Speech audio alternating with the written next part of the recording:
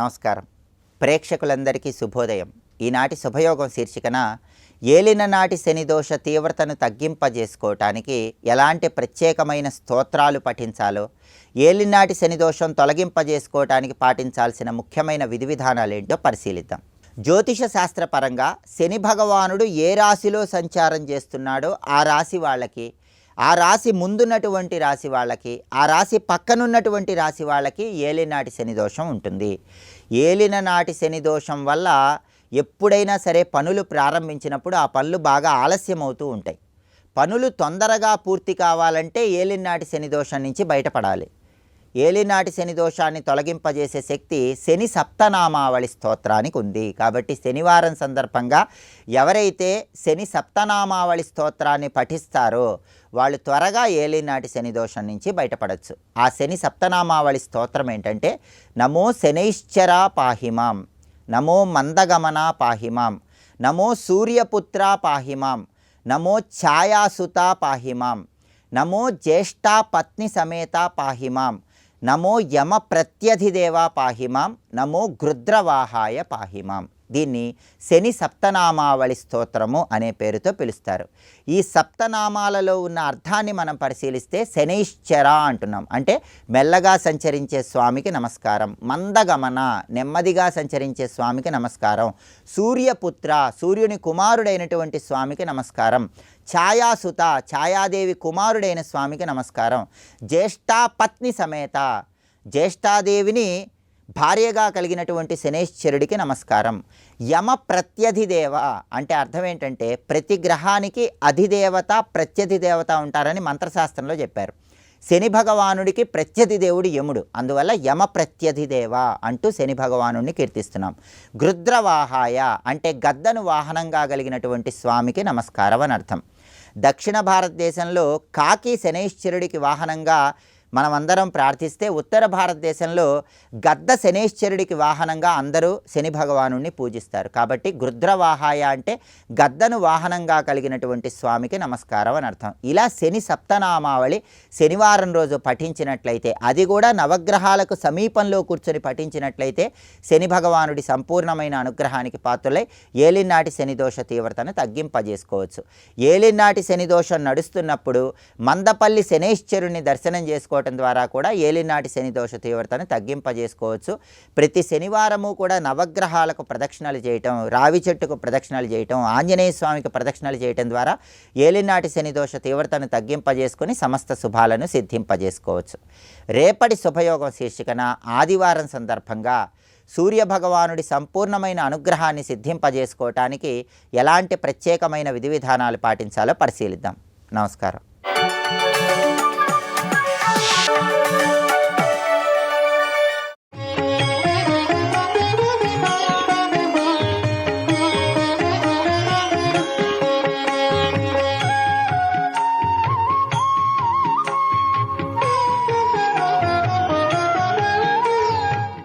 ఒకడు గోడ మీద సోహం అని రాశాడు.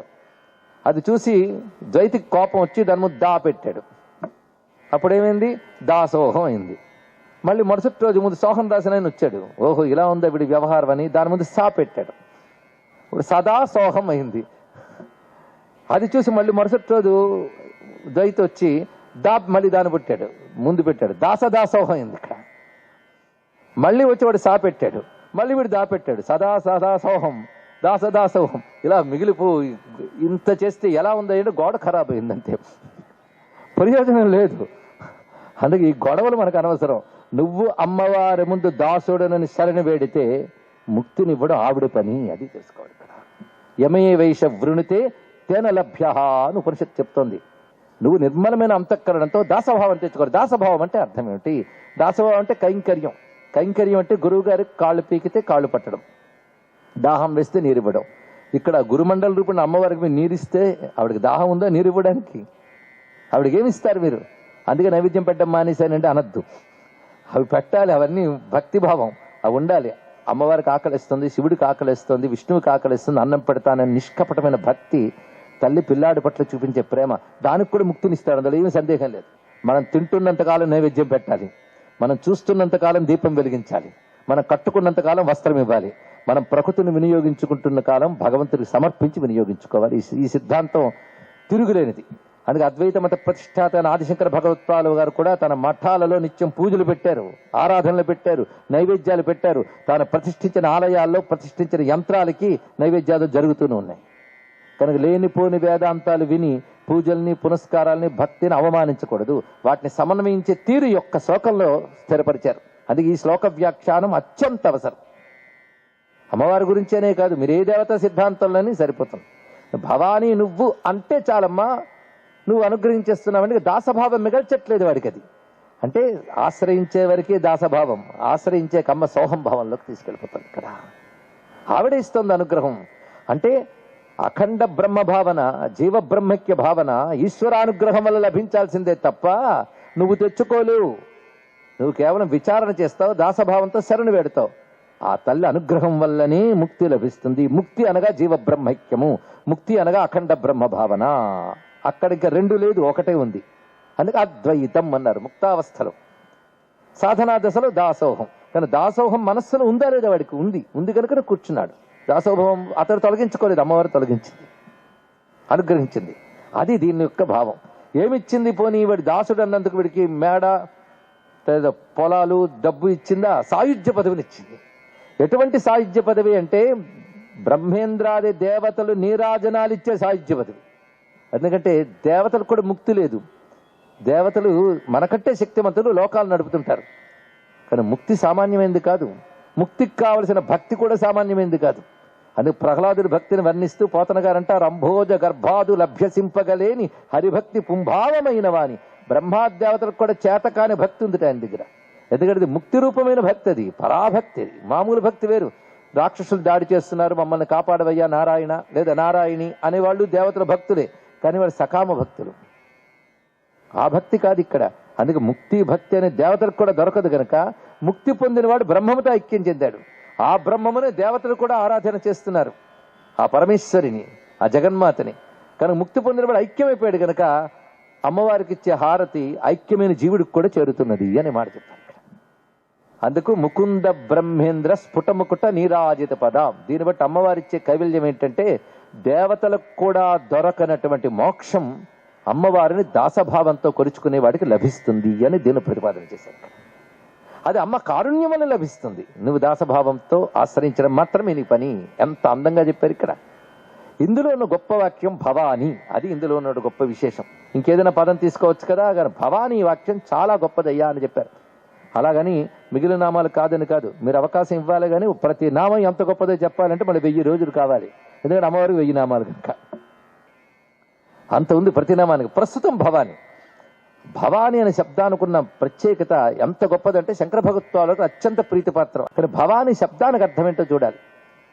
భవ అంటే చాలా మందికి తెలుసు, శివుడికి మరొక పేరు.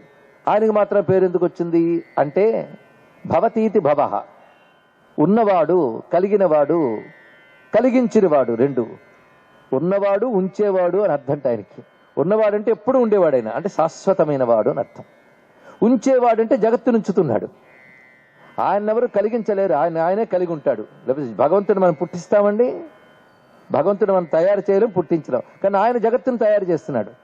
కనుకనే భావయతి, సృష్టిని చేస్తాడు కనుక భవుడు, ఎప్పుడు ఉంటాడు కనుక భవుడు. అందుకే 2 విధాలు. ఈశ్వరుడు అని అర్థం ఉంది, సృష్టి స్థితులు చేసేవాడు గనక భవుడు. జగత్తుకి ఉనికిని కలిగించువాడు, జగతికి ఉనికిని కలిగించువాడు ఒక అర్థము. ఉనికి అయి ఉన్నవాడు రెండవ అర్థం. ఉనికి అంటే ఎగ్జిస్టెన్స్ ఇన్ ఇంగ్లీష్లో అంటారు, ఎప్పుడు ఉండడం అని అర్థం. స్థిరమైన ఉనికి కలవాడు కనుక ఉనికి కలవాడు. దీనికి వేదాంతం సత్ అని ఒక మాట చెప్తోంది. సత్ అంటే అర్థం ఏమిటో, భవ అంటే అదే అర్థం. ఆ భవుని యొక్క శక్తి భవాని. ఎప్పుడు ఎవడున్నాడో సద్రూపుడై ఆయన యొక్క శక్తి విడ. అందుకే భవుని రాణి భవాని, భవుని పత్ని భవాని. ఆయనకి ఏ పేర్లు ఉన్నాయో వాటికి స్త్రీలింగం పెడితే ఆవిడ పేరండి. ఇది ఏమైనా ఎక్కడైనా ఉంటుందండి వింత. భర్త పేరు భార్య పేరు ఒకటే ఉండాలని లేదు, ఏదో పెట్టుకుంటే పెట్టుకోవచ్చు. కానీ సహజంగా 2 పేర్లు ఒకటి ఉండడమా? అదే శబ్దం పుంలింగమైతే ఆయన, స్త్రీలింగమైతే ఆయన. ఏమిటండి, ఆయన భవ అయితే ఇవిడు భవ, నేను శివ అయితే ఇవిడు శివ, రుద్రుడైతే ఇవిడు రుద్రాణి, శంకర్ అయితే శాంకరి, శంభుడైతే శాంభవి, అన్ని ఆయన పేర్లే. మహేశ్వర అయితే మహేశ్వరి, పరమేశ్వర అయితే పరమేశ్వరి. అంతే, భలే ఉంది ఇద్దరికి. ఏమిటయ్యా అంటే ఇది నామసామ్యం అంటారయ్యా అన్నాడు. అంటే పుంలింగ స్త్రీలింగ భేదమే తప్ప వస్తువులే భేదం లేదయ్యా అన్నాడు ఇక్కడ. అంటే అదే పరబ్రహ్మ వస్తువు. మీరు పుంలింగంలో ఉంటే శివ, పుంలింగంలో ఉంటే భవ, స్త్రీలింగంలో ఉంటే శివ లేదా భవాని. ఇది చెప్తున్నది. భవాని అంటే భవుని రాణి అంటే ఎల్లవేళలా ఉనికి కలిగినది, ఇదే అర్థం వచ్చింది. భవాని అంటే ఎప్పుడు ఉండే తల్లి. ఎప్పుడు ఉండేదాన్ని ఏమంటారు? బ్రహ్మము అంటారు. ఎప్పుడు ఉండేది అంటే బ్రహ్మము. బ్రహ్మమునికి పేరు సత్. సత్తామాత్ర శరీరం, సత్తామాత్రం, చిన్మాత్రం. ఎప్పుడు ఉండేది అంటే ఎప్పుడు చైతన్యముగా ఉండేది, ఆనందముగా ఉండేది అని అర్థం. కానీ సచ్చిదానందమైన బ్రహ్మమునకు మరొక పేరు భవాని. కానీ భవానిత్వం అంటే బ్రహ్మము నువ్వు.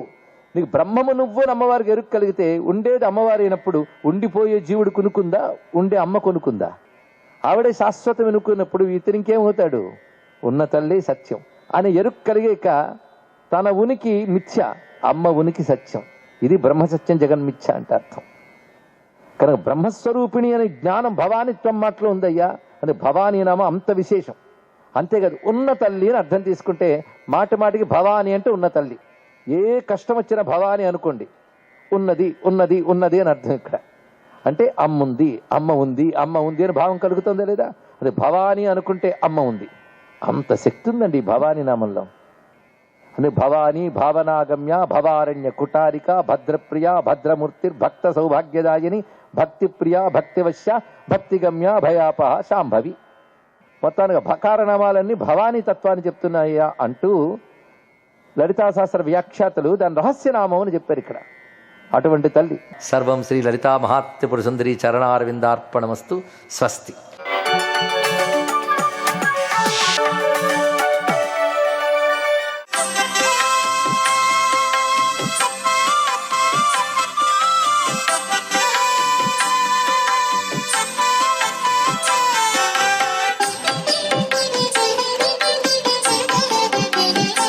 ఓం నమో నారాయణాయ. ఓం నమశివాయ. శ్రీమాత్రే నమః. సహజసిద్ధంగా మనం పూజ చేసేటప్పుడు హారతి ఇచ్చే సమయంలో ఘంటానాదం చేస్తాం. అసలు ఎందుకు చేస్తారు? దేవాలయంలోని గంటకు ఇంట్లో ఉండేటువంటి గంటకు ఎంత పరిమాణం ఉండాలి, ఏదైనా నియమాలు ఉన్నాయా అని చెప్పేసి తెలుసుకోవడం చాలా అవసరం.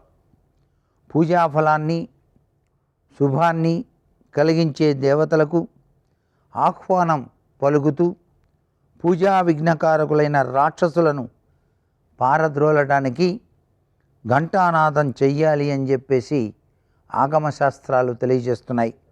అందుకే ఆగమార్థంతు దేవానాం గమనార్థంతు రక్షసాం అని చెప్పేసి మంత్రం కూడా చదువుతాం. అంతేకాకుండా ఈ విషయంలో భగవంతునికి దృష్టి దోషాన్ని తొలగించడానికి హారతిని కూడా ఇస్తూ శుభసూచికంగా అందరిలోనూ భగవద్భక్తి చైతన్యం కలగాలి, మనలోని రాక్షస గుణాలు బయటకు పారద్రోలాలి అని చెప్పేసి ఘంటానాదం చేస్తాం. మంగళకరమైన సూచనలకు ఘంటానాదం చేయటం దేవాలయ వ్యవస్థ ఏర్పడినాటి నుంచి నేటి వరకు వస్తూ ఉన్నటువంటి సాంప్రదాయ లక్షణం. దేవాలయాల్లో చేసే ఉత్సవాలు, మహోత్సవాలు, విగ్రహ ప్రతిష్టకు ఆగమ శాస్త్రాల్లో ప్రత్యేకవంతమైనటువంటి నియమాలు కూడా చెప్పారు. అలాగే ఇంట్లో చేసేటువంటి నిత్యార్చన నియమాలు అనేటువంటివి వేరేగా ఉంటాయి. కాబట్టి దేవాలయాల్లో వాడేటువంటి పెద్ద పెద్ద పరిమాణం కలిగినటువంటి గంటలు ఇళ్లల్లో వాడకూడదు అని మనకు శాస్త్రం తెలియజేస్తోంది. పెద్ద గంట పెట్టానండి ఇంట్లో అంటే కుదరదు, చిన్న గంటే ఉండాలి. దేవాలయాల్లో పెద్ద పెద్ద గంటలు ఉండవచ్చు. ఇంట్లో మన చేతిలోకి సరిపోయి చక్కగా మోగేటువంటి గంట ఉంటే చాలు. దేవాలయాల్లో పెద్ద గంట ఉండాలి. పురాతన దేవాలయాల్లో గంట ఎలా ఉంటుందో గమనిస్తే మనకి తెలుస్తుంది. అలాగని ప్రతి దేవాలయంలో కూడా అంతే పరిణామం కలిగినటువంటి గంట ఉండాలని కాదు. ఏదైనా ధ్వని సూచనకు సంబంధించింది కాబట్టి ఘంటానాదం వలన దేవాలయాల్లో జరిగే కార్యక్రమాల యొక్క వరుసను భక్తులు తెరుచుకుంటారు. సర్వే జనా సుఖినో భవంతు.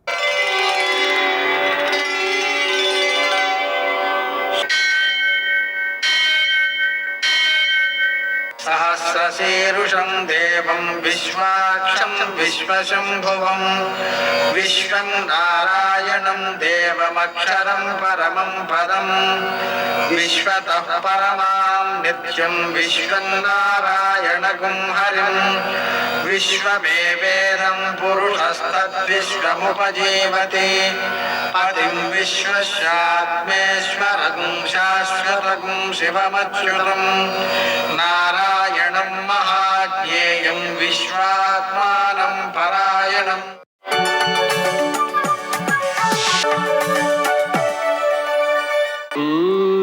శౌర్యమథేందురింద్ర పదవీ సన్మంగళం మంగళం. పద్మావతి ప్రణయలాలితముగ్ధదేహ శ్రీ వెంకటేశరుణమోచనమస్తు మహ్యం. నేటి కాలమాన విశేషాలను గమనిద్దాం. స్వస్తి శ్రీ చంద్రమాన క్రోధినామ సంవత్సరం ఉత్తరాయణం శిశిరుడు ఫాల్గుణమాసం కృష్ణపక్షం శనివారం. సూర్యోదయం 6:27 సూర్యాస్తమయం 6:22 తిథి పాడ్యమి మధ్యాహ్నం 2:34 వరకు. నక్షత్రం ఉత్తర ఉదయం 8:54 వరకు.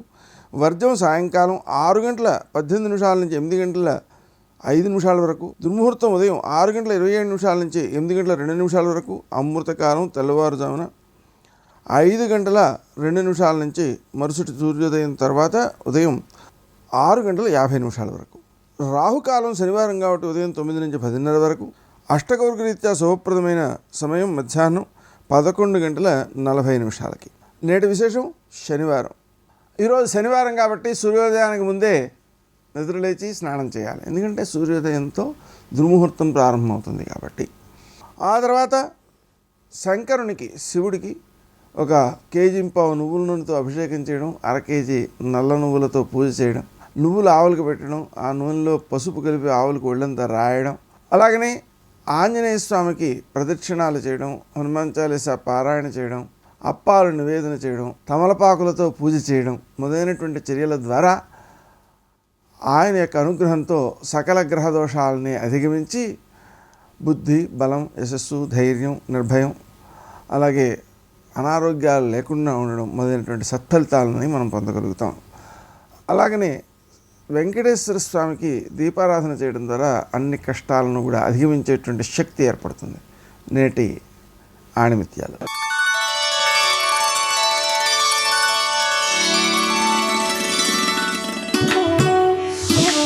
చెడు ఎప్పుడు చెడుగా ఎదురుపడదు. అది మంచి అనే ముసుగుతో ఆకట్టుకుంటుంది. అందులోని సూక్ష్మను గ్రహించి నడుచుకోవడం మనిషి వివేకం.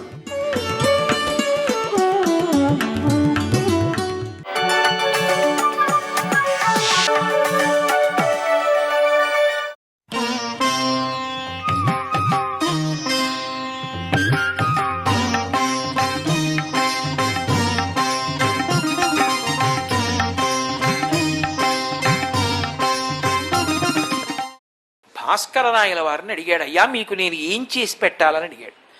ఆయన అన్నారు, కృష్ణానదిని నేను వేసుకున్న కుటీరం ఎదురుగుండా ప్రవహించేటట్టుగా దిశ మార్చన్నారు. ఆయన అన్నాడు, ఎందుకు కృష్ణానది మారడం అని అడిగాడు. నీకు తృచార్ఘ్య విధానంలో నేను పూజ చెయ్యాలన్నారు. ఎందుకు పూజ చేయడం? నేను ఒకటికి మాటిచ్చాను, చంద్రసేన జాధవుడి యొక్క కుమారుడు నపుంసకుడు పురుషుడు కావాలి. దానికోసం నది ఎందుకు మారడం? ఆ నది మారితే నాకు అర్ఘ్యం ఇస్తారు, అర్ఘ్యం ఇస్తే నేను తృప్తి పొందుతాను, తృప్తి పొందాక ఏం కావాలంటాను, మీరు అది అడుగుతారు, అంతే కదా, అదే ఇచ్చేస్తాను ఇప్పుడే, నదిని ఎందుకండి మార్చడం అన్నారు. ఆయన అన్నాడు, నాకు నేను చేత కాని వాడిని అనుకున్నావా?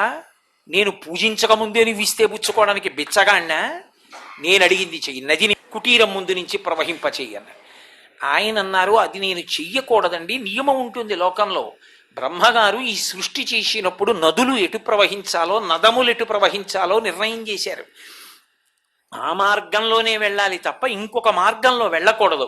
కాబట్టి అది విడిచిపెట్టేసేయండి. మీకెందుకు, మీరు కోరినట్టుగా నేను చంద్రసేన జాధవుడి యొక్క కుమారుణ్ణి పురుషుణ్ణి చేస్తానన్నారు. కాదు, నది యొక్క దిక్కు మారుస్తావా మార్చవా, మార్చనంటావా చెప్పు, ఇక ఈ లోకంలో సూర్యనారాయణమూర్తి యొక్క ఆరాధనా విధానము లేకుండా శాపం ఇస్తానన్నారు. అంతటి సూర్యుడు భయపడ్డాడు. తలుచుకుంటే అంతా చేయగలడు భాస్కర్ రాయల వారు. సాధన చేత, తపస్సు చేత ఏ స్థితిని పొందారో చూడండి మహాత్ములు.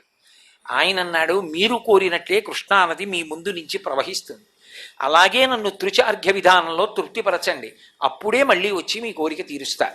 కానీ అలా మార్చకూడదు కదా నది యొక్క ప్రవాహాన్ని. అందుకని మీరు ఎంతకాలం ఉంటారో అంతకాలం నది ఇటు ప్రవహిస్తుంది, తర్వాత నది మళ్ళీ యథారూపానికి వెళ్ళిపోతుంది. మీకు తృప్తేనా అన్నాడు. అలా ప్రవహింపజేయమన్నారు.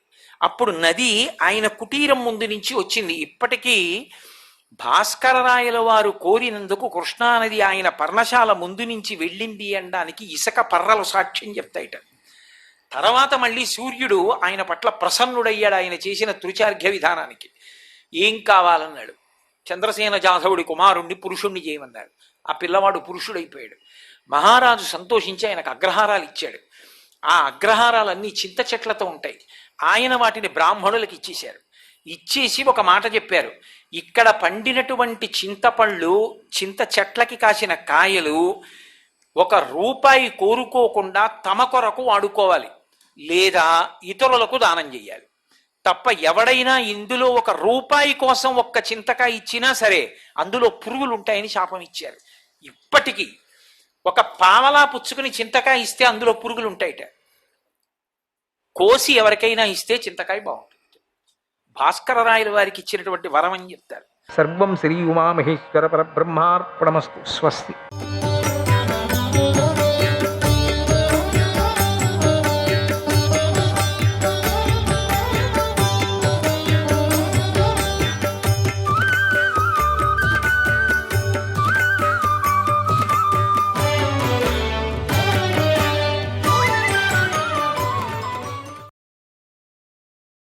ब्रह्मण्यो ब्रह्मकृद्ब्रह्म ब्रह्म ब्रह्मविवर्धनः ब्रह्मविद्ब्राह्मणो ब्रह्मी ब्रह्मज्ञो ब्राह्मणप्रियः. బ్రహ్మణ్య బ్రాహ్మణ భక్తుడు, తపస్సు, వేదము, బ్రాహ్మణులు ಮತ್ತು జ్ఞానం వీటిని కాపాడేవాడు. బ్రహ్మకృత్ జ్ఞానాదులకు కర్త, తపస్సు మొదలైన వాటిని రచించేవాడు. బ్రహ్మ బ్రహ్మరూపంలో సృష్టించేవాడు. బ్రహ్మ సచ్చిదానంద రూపుడు. బ్రహ్మ వివర్ధన తపస్సు మొదలైన వాటిని వృద్ధిపరిచేవాడు.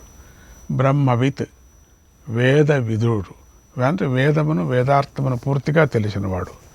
బ్రాహ్మణ అన్నిటినీ బ్రహ్మరూపంలో చూసేవాడు. బ్రాహ్మీ తపస్సు మొదలైన వాటిని అధిష్టానమైనవాడు. బ్రహ్మజ్ఞ వేద విజ్ఞాత బ్రహ్మస్వరూపం తెలిసినవాడు. బ్రాహ్మణ ప్రియ బ్రాహ్మణులకు ఇష్టుడు. మహాక్రమో మహాకర్మ మహాతేజ మహోరగః మహాక్రతుర్మహాయజ్వ మహాయజ్ఞో మహాహవిః. మహాక్రమ వేగంగా వెళ్ళేవాడు, చాలా వేగంతో చలించేవాడు. మహాకర్మ గొప్ప గొప్ప పనులు చేసేవాడు. జగత్ ఉత్పత్తి మొదలైన మహాకర్మలు చేసేవాడు. మహాతేజాహ వెలుగుల్ని వెలిగించేవాడు. తన తేజస్సుతో సూర్యాదులను వెలిగించేవాడు. మహోరగ వాసుకి స్వరూపుడు. మహాక్రతు గొప్ప యజ్ఞం వంటివాడు. మహాక్రతువైన అశ్వమేధ స్వరూపుడు. మహాయజ్వ గొప్ప యజ్ఞకర్త, గొప్ప యజ్ఞాలను చేయించేవాడు. మహాయజ్ఞ జపయజ్ఞాది స్వరూపుడు. యజ్ఞాలలో గొప్పదైనటువంటి జపయజ్ఞ స్వరూపుడు. మహాహవి గొప్ప హవిస్సు. బ్రహ్మములో జగత్తు ఆత్మరూపంలో హోమం చేయబడుతుంది కావున మహాహవిస్సు అతడు ఏం చెప్పటం జరుగుతున్నది ఇక్కడ.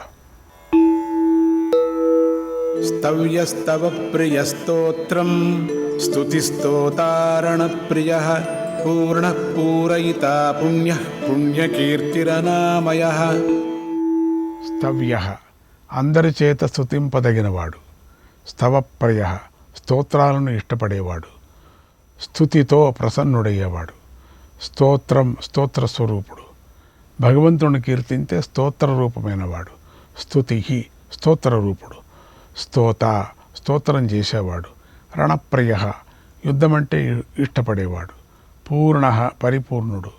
సమస్త శక్తులతో నిండినవాడు. పూరయిత సమస్త జీవులను సంపదలతో పూరింపజేసేవాడు.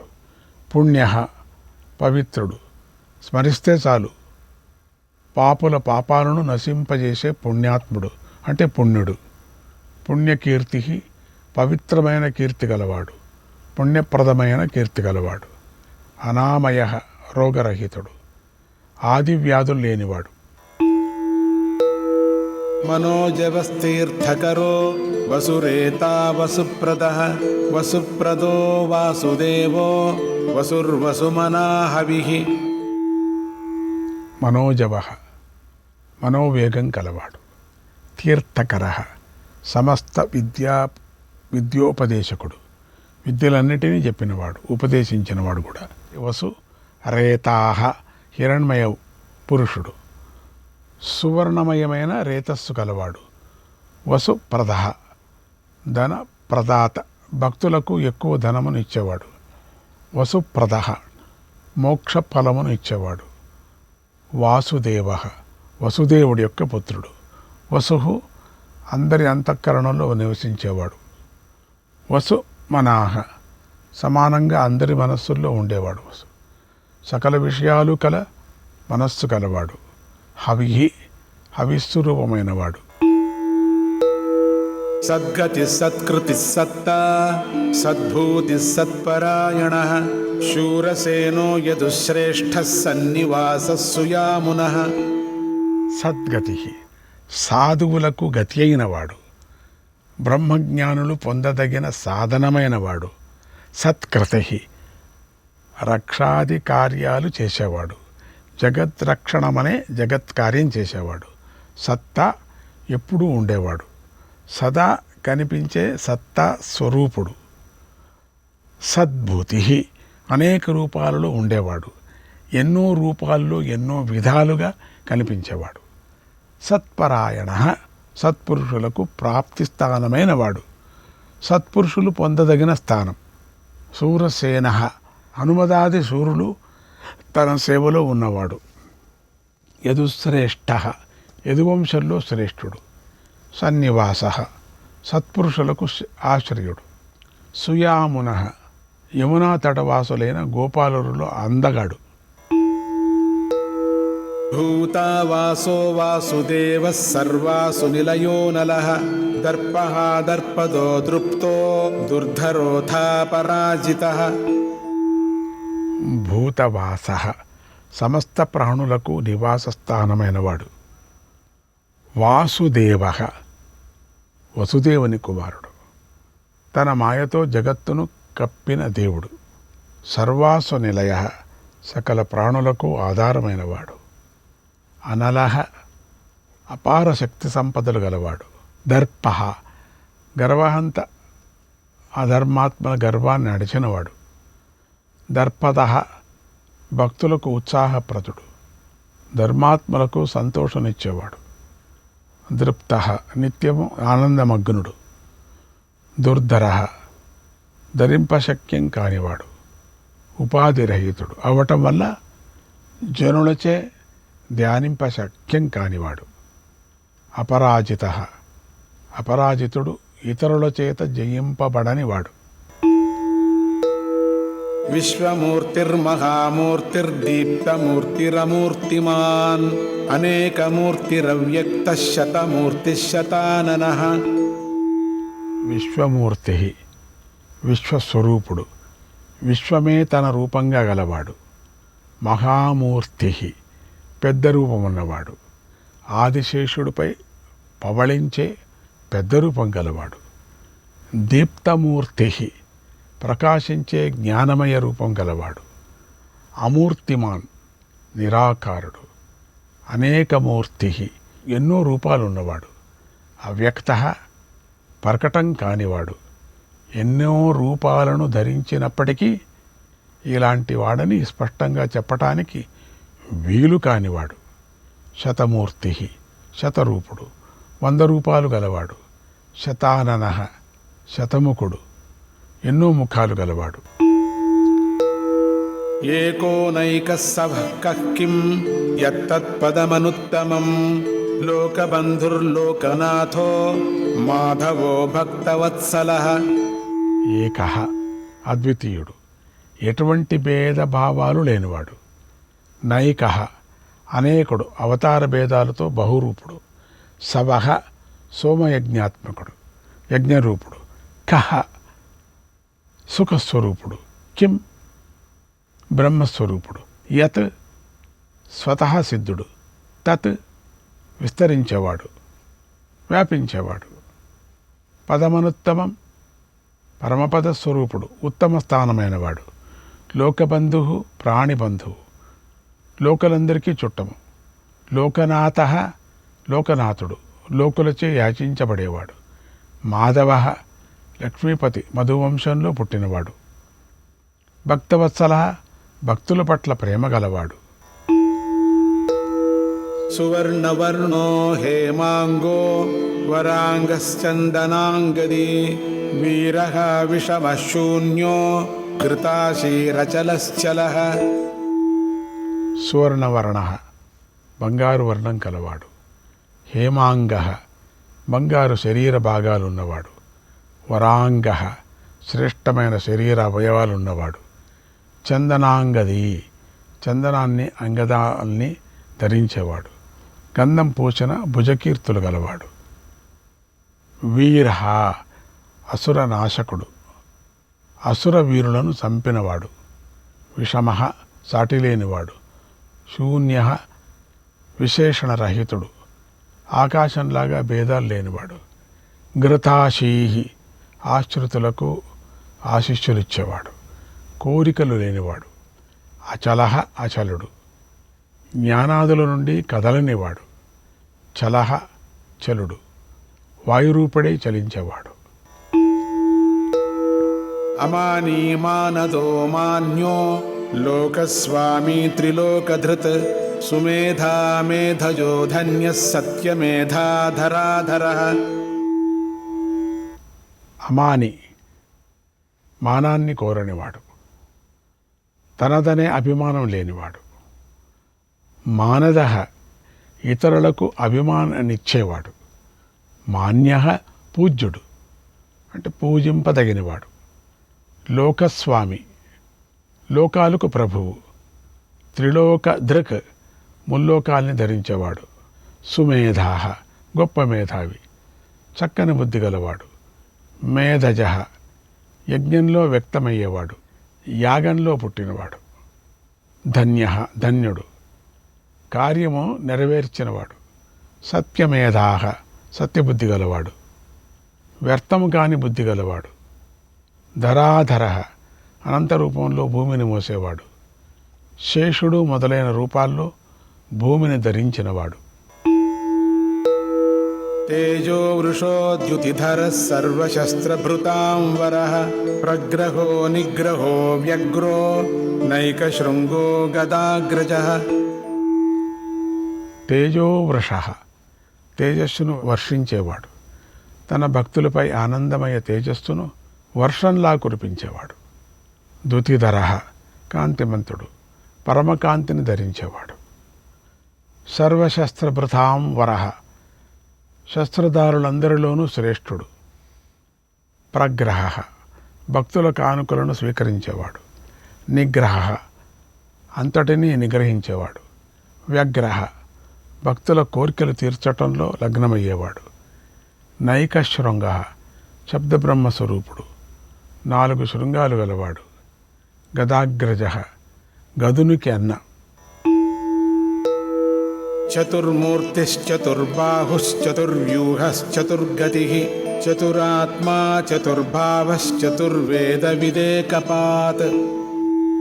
చతుర్మూర్తి, రామాది చతుర్మూర్తులున్నవాడు, అంటే తెలుపు, ఎరుపు, పసుపు, నలుపు రూపాలు గలవాడు. చతుర్బాహు, 4 బాహులున్నవాడు. చతుర్వ్యూహ, శరీరము, ఛందస్సు, వేదము మహత్తు అనే 4 వ్యూహాలు గలవాడు. చతుర్గతి, స్వధర్మపరులైన 4 వర్ణాల వారికి గతి అయినవాడు. చతురాత్మ, రాగద్వేషాలు లేకపోవడంతో నేర్పుగల మనస్సు గలవాడు. చతుర్భావ అంటే పురుషార్థ ఉత్పాదకుడు, ధర్మార్థ కామ మోక్షములచే 4 పురుషార్థాలకు ఉత్పత్తి స్థానమైన వాడు అని అర్థం ఇక్కడ. చతుర్వేదవిత్, 4 వేదాలు తెలిసినవాడు. ఏకపాత్, ఒకే అంశంలో జగత్తంతా వ్యాపించేవాడు. సమావర్తో నివృత్తాత్మా దుర్జయో దురతిక్రమః దుర్లభో దుర్గమో దుర్గో దురావాసో దురారిహ. సమావర్త, సంసార చక్రాన్ని చక్కగా త్రిప్పేవాడు. అనివృత్తాత్మ, జయింపరానివాడు, అంతటా ఉండేవాడు కాబట్టి మరలని మనస్సు కలవాడు దేని నుండి కూడా. దుర్జయ, దాటి పోలేనివాడు, జయింప సఖ్యం కానివాడు. దురతిక్రమ, తేలిగ్గా పొందసఖ్యం కానివాడు.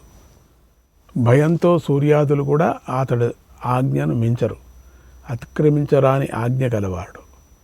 దుర్లభ, తెలుసుకొన శక్యం కానివాడు, భక్తి లేక పొందరానివాడు. దుర్గమ, అతి కష్టం మీద యోగుల చేత తెలియబడేవాడు. దుర్గ, కష్టం మీద పొందబడేవాడు.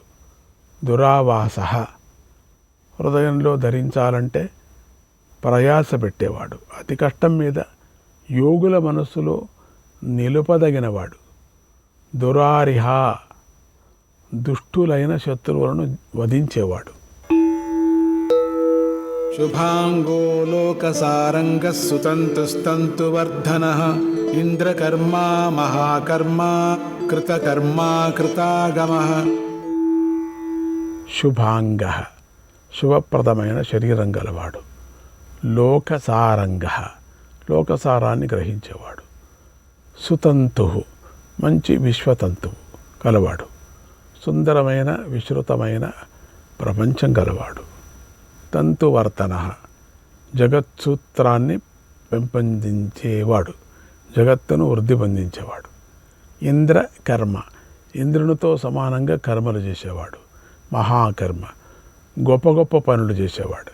కృతకర్మ, కృతకృత్యుడు. కృతాగమ, అవతార పురుషుడు.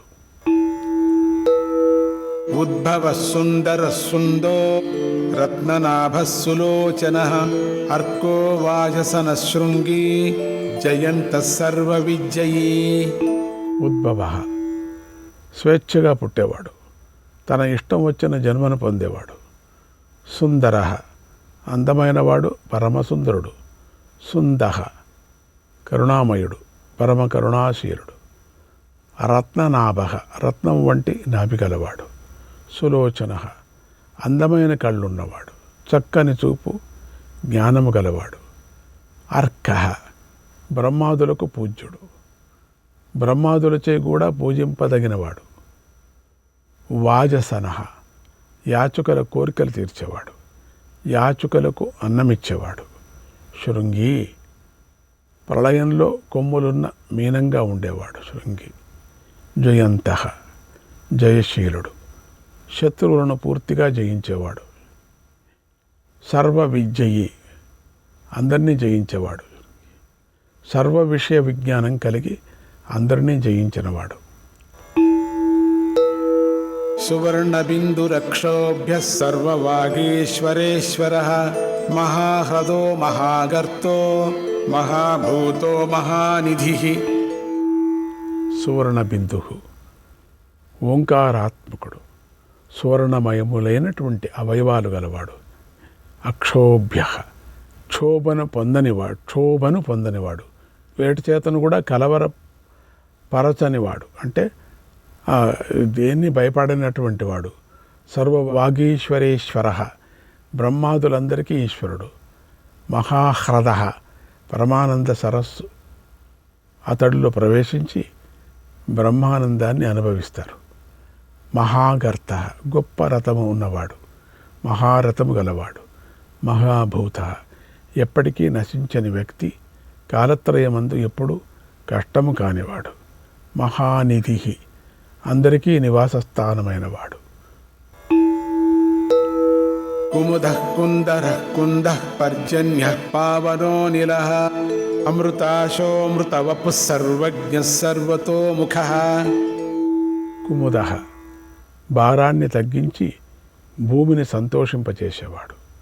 కుందరః, అందగాడు, హిరణ్యాక్షుణ్ణి చంపటానికి భూమిని బద్దలు చేసినవాడు. కుందః, భూదానం చేసినవాడు. పరశురామావతారంలో భూమిని దానం చేసినవాడు. పర్జన్యః, మేఘంలాగా కోరికలను వర్షించేవాడు. పావనః, పవిత్రుల్ని చేసేవాడు. స్మరణ మాత్రం చేతనే పాపాలను పోగొట్టేవాడు. అనిలః, నిత్య ప్రబుద్ధుడు, సదా జాగరకుడు. అమృతాశః, అమృత భక్షకుడు, అమోఘ సంకల్పం గలవాడు. అమృతవపుః, అమృత శరీరుడు, సావన శరీరం గలవాడు. సర్వజ్ఞః, సర్వజ్ఞుడు, అన్నిటినీ తెలిసినవాడు. సర్వతోముఖః, అన్ని వైపులా ముఖాలున్నవాడు. సులభः సువ్రతः సిద్ధः శత్రుజిత్ శత్రుతాపనః న్యగ్రోధోదుంబరో శ్వత్థశ్చాణూరాంధ్రనిషూదనః. సులభః, భక్తి సులభుడు, భక్తితో అర్పించిన పత్ర పుష్ప ఫలాలతో సులభంగా పొందదగినవాడు. సువ్రతః, సువ్రత, మంచి వ్రతం ఉన్నవాడు, నియమితమైన వ్రతం గలవాడు.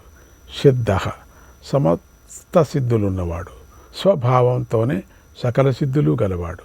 శత్రుజిత్, శత్రుజేత శత్రువులను జయించినవాడు. శత్రుతాపనః, శత్రుబాధకుడు, అంటే దేవతల శత్రువులను తప్పింపజేసేవాడు. న్యగ్రోధః, మర్రి చెట్టు వటవృక్ష రూపుడు. ఉదంబరః, ఔదుంబరః, కారణరూపంగా ఆకాశం కంటే పైనున్నవాడు. అశ్వత్థః, రావి చెట్టు అశ్వత్థ వృక్ష రూపుడు. చాణూరాంధ్ర నిషూదనః, చాణూరుడనే ఆంధ్రుడిని చంపినవాడు. సహస్రార్చిః సప్తజిహ్వः సప్తైధాः సప్తవాహనः అమూర్తిరనఘోచింత్యో భయకృద్భయనాశనః. సహస్రార్చి, సూర్యరూపుడు, అనంతమైన కిరణాలు గలవాడు. సప్తజిహ్వాః, 7 నాలుకలున్న అగ్నిస్వరూపుడు. సప్తైదాః, 7 జ్వాలలున్న అగ్నిరూపుడు. సప్తవాహనః, సప్తాశ్వాలున్న సూర్యరూపుడు. అమూర్తి, నిరాకారుడు. అనగః, పాపరహితుడు. అచింత్యః, అనూహ్యుడు, ఇటువంటి వాడని చింతింప శక్యం కానివాడు, తీర్మానమే చేయలేం. భయకృత, భయంకరుడు, దుష్టులకు భయం కలిగించేవాడు. భయనాశనః, స్మరించే సత్పురుషులకు భయం పోగొట్టేవాడు. అణుర్బృహత్కృశస్థూలో గుణభృన్నిర్గుణో మహాన్ అధృతస్వధృతస్వాస్య ప్రాగ్వంశో వంశవర్ధనః. అణుహు, అణురూపుడు, మిక్కిలి సూక్ష్ముడు. బృహత్, బృహద్రూపుడు, అందరికంటే పెద్ద. క్రశః, కృషించినవాడు. స్థూలః, సర్వాత్ముడు, స్థూలుడు. గుణభృత్, గుణాత్ముడు, గుణాలన్నీ ధరించేవాడు. నిర్గుణః, గొప్పవాడు. సత్వరజస్తమో గుణాలకు అతీతుడు. మహాన్, గుణ శక్తి ఐశ్వర్య జ్ఞానాలు పుష్కలంగా ఉండటం చేత మహత్వపూర్ణుడు. అధృతః, ధరింపబడనివాడు, నిరాధారుడు. స్వధృతః, తనను తానే ధరించేవాడు. స్వాస్యః, అందమైన ముఖమున్నవాడు. ప్రాగ్వంశః, వంశాలన్నిటికీ ముందున్నవాడు. వంశవర్ధనః, వంశాలను పెంచి పోషించేవాడు. శ్రీకృష్ణాయ పరమాత్మనే నమః.